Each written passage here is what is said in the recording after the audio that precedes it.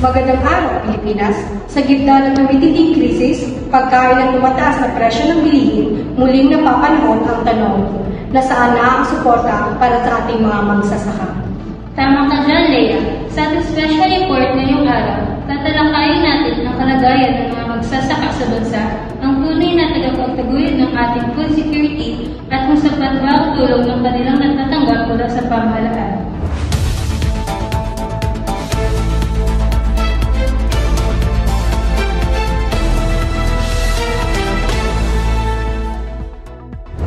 Ayon sa datos ng Department of Agriculture, patuloy na bumababa ang kita ng mga magsasaka dahil sa mataas na gastos sa produksyon, kawalan ng makinarya at epekto ng pagbabago ng klima. Bilang tugon, inilunsad ng gobyerno ng programa gaya ng Agri-Puhunan Program na nagbibigay ng low-cost loans, subsistence allowance at crop insurance. Target ng programa ito ang higit 1.2 bilyong ikalta ng sakahan. Sa ilalim naman ng Rice Farmers Financial Assistance Program, mahigit 2 milyong magsasaka ang makakatanggap ng 5,000 ayuda na walang kondisyong kailangan tuparin. Ngunit sa kabila ng programang ito, maaari magsasaka ang nanatiling pagod, lugi at tila naiwan sa laylayan. Ang problema, ang pagkakaantala ng implementasyon, limitadong pondo at kakulangan sa long-term solution. Nitong Pebrero, itineklara ng pamahalaan ng isang food security emergency, isang hakbang upang mapababa ang presyo ng bigas at palakasin ang buffer stock ng National Food Authority. Subalit tanong ng marami, hanggang kailan ito magiging sapat? Hanggang kailan magtitiis ang ating mga magsasaka habang nakikipaglaban sa ulan, init at utang? Kahit anong kahit namin, parang lugi pa rin. Sana maramdaman namin may gobyernong kumakalinga. Pagod sa sakahan, kaltas ang kita. Isang realidad na hindi dapat ipagsawalang bahala. Dahil kung walang magsasaka, walang pagkain sa hapag. Para sa mas malalim na ulat, bisitahin ang aming website. Ako si Lia May Aliawan. At ako si Christine Jordutin at ito ang inyong Bantay Bayan Special Report. Pagod sa sakahan, kaltas ang kita, suporta sa magsasaka, saan na?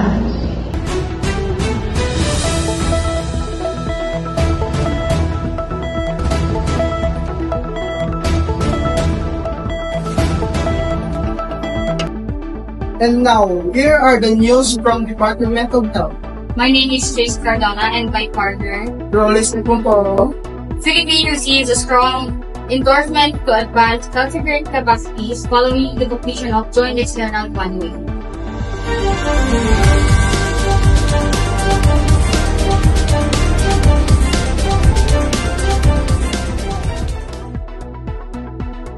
Manila, Philippines, driven by a goal further develop engineering system advancing strong resilience of health security in the Philippines. Through the Department of Health, in collaboration with World Health Organization, remarkably completed the second joint external evaluation on 29th of November 2022. The JE provides a structured framework to support countries in assessing, enhancing, and advancing national capacities under the international health regulations. These include the ability to rapidly detect, verify, and respond to public health risks. Through the evaluation, countries identify critical health security needs, prioritize opportunities to improve preparedness, detection and response, and allocate resources based on the fact. The Philippines' second joint external evaluation was led by health security expert Dr. Gina Samaan, WHO Regional Emergency Director from Western Pacific, and Dr. Jackie Qatar, an independent expert from Singapore. The evaluation was enriched by contribution from the expert representing diverse countries, institutions including Singapore, Jamaica, New Zealand, Tonga, China, and Japan, working alongside the Philippine national experts. This collaboration approach brought varied perspectives and technical expertise and process. A team of observers from international and national organizations also participated in the evaluation. These included representatives from the Ministries of Health of Lao People's Democratic Republic, the United Nations Children's Fund, the United States Centers for Disease and Control Prevention, Food and Agriculture Organization, the World Bank, International Organization for Migration, and the Ateneo School of Medicine and Public Health. Their involvement underscored the importance of multilateral and international cooperation in assessing security capacities. And that's all our local news about the health organization in the Philippines. Again, I am TC Cardona with my partner, Roles Timontorong. Have a good day and mabuhay Pilipinas!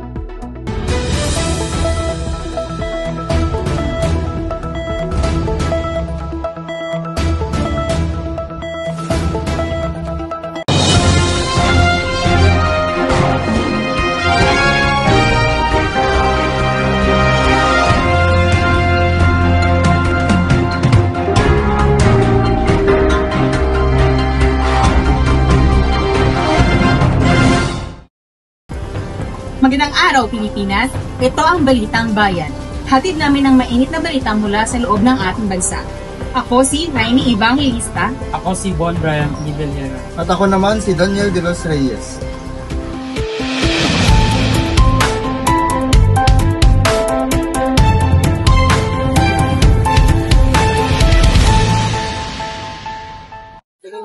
Isa namang mahalagang hakbang ang ginagawa ng pamahalaan. Nadeklara ng Malacanang ang isang food security emergency sa buong bansa dahil sa patuloy na pagtaas ng presyo ng bigas. Ayon sa ulat, tumaas ng higit 20% ang presyo ng bigas sa mga palengke sa nakaraang mga linggo. Maraming pamilyang Pilipino ang nahihirapan makabili ng sapat na bigas para sa kanilang araw-araw na pagkain. Bilang tugon, naglabas ng executive order si Pangulong Ferdinand Marcos Jr. para palakasin ang importasyon ng bigas. Itaas ang subsidiya ng mga magsasaka at tiyaking walang hoarding o kartel na nagmamanipula ng presyo. Iba't ibang reaksyon ang lumalabas mula sa mga sektor ng lipunan. Ayon sa ilang grupo, huli na raw ang deklarasyon, pero sa iba, mas mabuti na ito kaysa wala. Narito ang payag ng isang mamimili sa palengke. Magandang umaga po. Ano pong yung payag ukol sa pagtaas ng presyo ng bigas?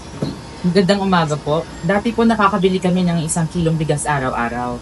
Ngayon, kalahating kilo na lamang po. Sana po merong agarang solusyon ng ating gobyerno ukol sa isyong ito. Salamat.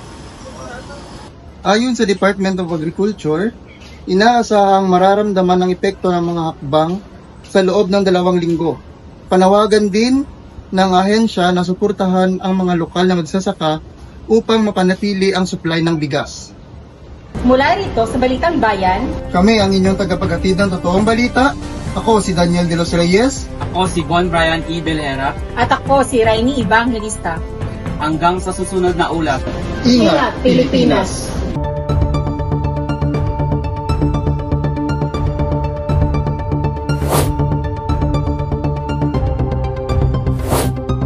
Magandang umaga, Pilipinas. Ako si Jara, kasama sina Ines Avril Aranda, Mary Antea Bioneza, at ito ang PBN News. Nagdadala ng mahalagang balita mula sa iba't ibang panig ng bansa.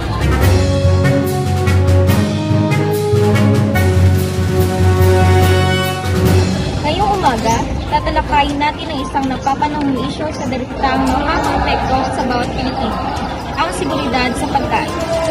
Mula sa mataas na presyo ng bigas hanggang sa epekto ng pagbabago ng klima sa ating kultura, narito ang kabuuang ulat ukol sa kalagayan ng food security sa ating bansa. Noong Pebrero, idiniklara ng Department of Agriculture ang isang food security emergency upang tugunan ang patuloy na mataas na presyo ng bigas.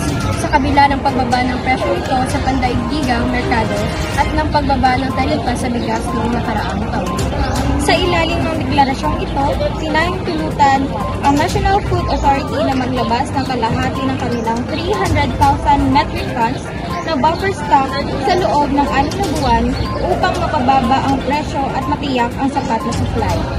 Bagaman bumaba ang annual rate ng pagtaas ng presyo ng bigas mula sa 24.4% noong Marso ng nakaraang taon sa 0.8 nitong Disyembre, nananatiling mataas ang presyo sa lokal na merkado.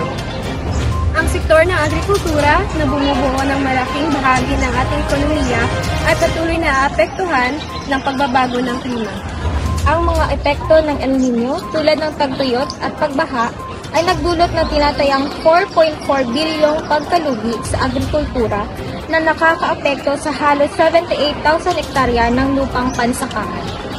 Ayon sa mga eksperto, ang bawat 1 degree Celsius na pagtaas ng temperatura ay maaaring magresulta sa 10% na pagbaba sa ani ng mga pangunahing pananim tulad ng bigas at mais. Bilang tugon, pinalawak ng administrasyon ng Pangulong Ferdinand Marcos Jr.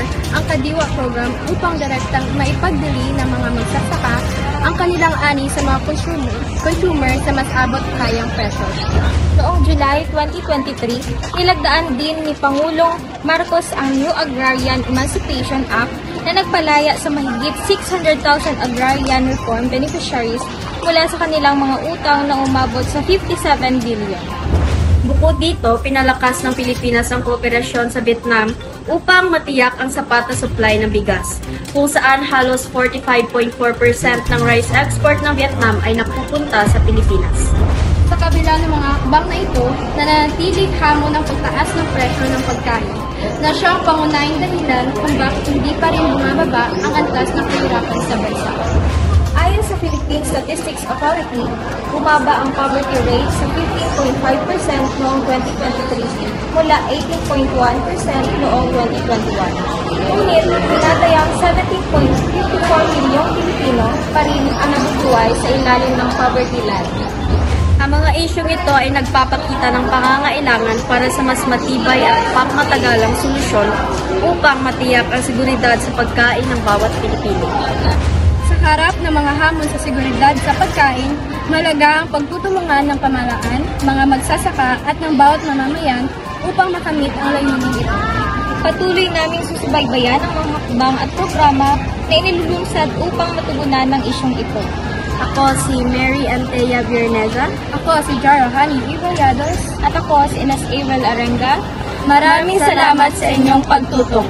Hanggang sa muli, dito sa PDN News.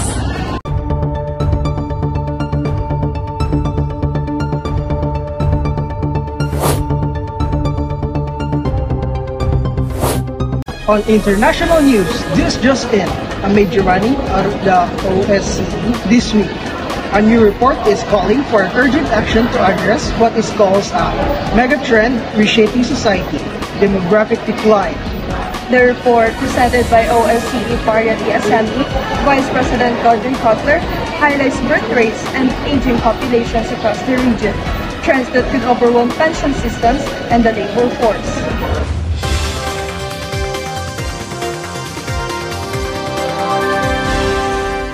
Kugler didn't hold back saying that by 2042, Austria will have only 2 working-age people for every retiree. She hosted a special side event during the OSCE's winter meeting to open discussion on these challenges. Experts at this event echoed the concern. Nicholas Gailey from the Wittgenstein Center said many people across the region want more children, but lack the support to have them. And Vladimir Gorshev of North Macedonia summed it up bluntly.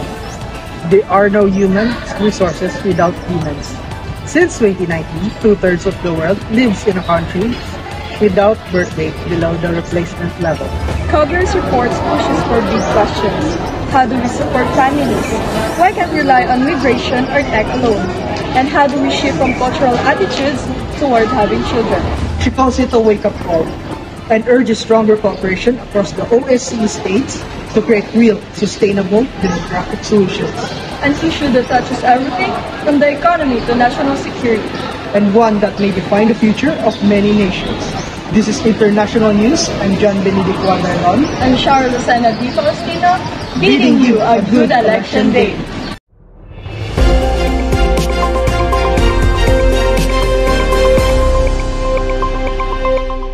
Good day to all our viewers here and abroad. Welcome to Global Pulse News, bringing you the latest stories that shape our world. I'm Kissy D. Estrabo. I'm Kit Adrian Arborough. And I'm Andrea Kyle D. Didel.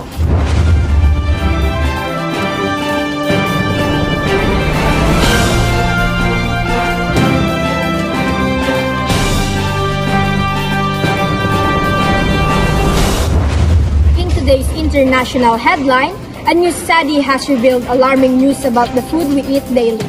Ultra-processed foods commonly found in our groceries and fast food chains may be putting millions of lives at risk. This international study, recently published in the British Medical Journal, followed over 197,000 people from the United States, United Kingdom, and Europe over 15 years. The result, people who consume the most ultra-processed foods face a much higher risk of early death from chronic diseases such as heart disease, cancer, and type 2 diabetes. But what exactly are ultra-processed foods? These are products that undergo multiple industrial processes filled with ingredients rarely used in home kitchen. Examples include packaged snacks, soft drinks, processed meats like hot dogs and canned goods, instant noodles, and sugary-bread cereals. These products are everywhere and often chosen because they're convenient, cheap, and heavily advertised. However, they're packed with high levels of sugar, salt, unhealthy fats, preservatives, and artificial colors that are harmful to our health in the long run. According to the study's researchers, frequent consumption of these foods increases the risk of early death. The authors urge the public to be more mindful of their diet and choose healthier alternatives whenever possible. And this is not just a personal issue, it's a global concern. Poor eating habits contribute to the growing of number of chronic disease worldwide and place a heavier burden on healthcare system. It also slows down our progress toward achieving the United Nations Sustainable Development Goal 3, good health and well-being. Recent data shows that both developed and developing countries are facing the same problem. Busy lifestyles, economic difficulties, and easy access to cheap processed food have made it staple in many people's daily diets. Experts recommend making small practical changes, such as eating more fresh fruits, vegetables, and home-cooked meals. It's also important to read product labels and limit snacks and meals with too many artificial additives. Governments too are being encouraged to create stronger food policy, from regulating food advertising to improving access to food affordable, healthy food options in every community. As global citizens, we all have a role to play.